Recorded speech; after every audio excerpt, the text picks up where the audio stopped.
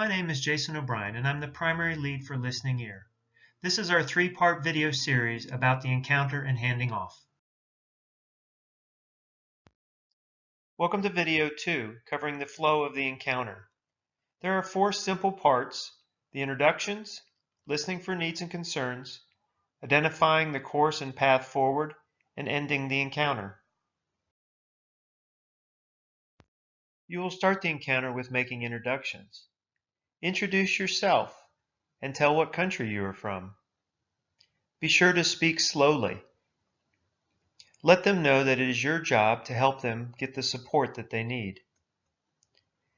Get their name, and more importantly, get it correct. Repeat their name back to them and pronounce it properly. Write it down on your encounter form. And in the conversation, use it often enough to make that personal connection. We all like to know that someone knows our name. Ask them what would make them most comfortable. Would they like to sit down, or are they more comfortable standing? Do they need to speak to someone who knows their language, or will using assistive technology be okay?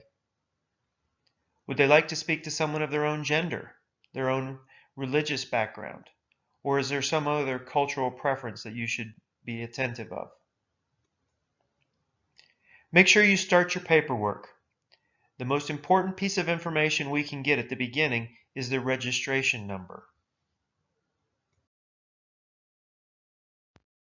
After the introductions, we come to the most important part of the encounter, and that is, as our name implies, listening. Utilize the techniques and skills that our other training videos have provided. Remember that it's okay not to know all the answers. If you get uncomfortable or if you're in a situation that you're not sure how to proceed, it's okay to pause and speak to another staff member or your station chief. Listen for items that fit into categories on the encounter form. If possible, circle those items as you go along. But remember, it is way more important to listen than to fill in any form while you're talking. Finally, please notice if this is one of the must handoff topics. If this is the case, you will need to begin that process of handoff and escort. So you've reached the point now that you are starting to figure out what's going on for this individual and how the situation might resolve itself. So can you tell where things are headed? Is there a solution that's presenting itself? What will it take for this participant to be okay and return to the Jamboree? Does this seem like it will be a brief encounter? You may have taken 10-15 minutes to this point, but does it seem like overall maybe 30 to 60 minutes total would be sufficient? If you're thinking, well, they will be fine soon, they just needed a break, that helps you know that this will be a brief encounter and not likely to need a referral or handoff. Is the resolution they seek easy to envision, or is this something that they can do themselves? If so, this can probably be handled with listening ear only.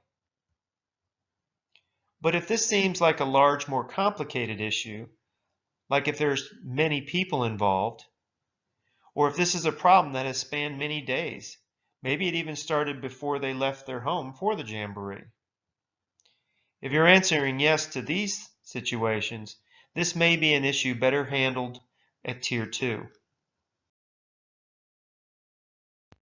You can use your comfort level in the conversation as a way to gauge the conversation's progress.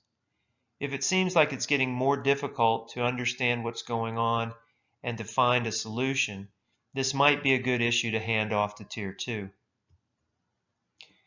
If you're not sure how to proceed, or maybe you're out of ideas, let the participant know you'd like to get more input and seek out your station chief or another LE staff member. Does this encounter involve any safety issues? If so, that's going to be an automatic referral to Tier 2. How to hand off is going to be discussed in more detail in video 3, called Conducting the Handoff and Escort. When bringing the encounter to a close, there's really 2 directions. and that would be that the matter is handled with listening staff only, or additional assistance will be required. The listening ear staff is able to determine that the presenting concern was addressed, and it's evident that the participant is in fine shape to return to the Jamboree activities.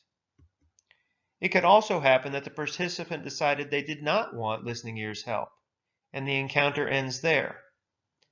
But we would want you to pay attention.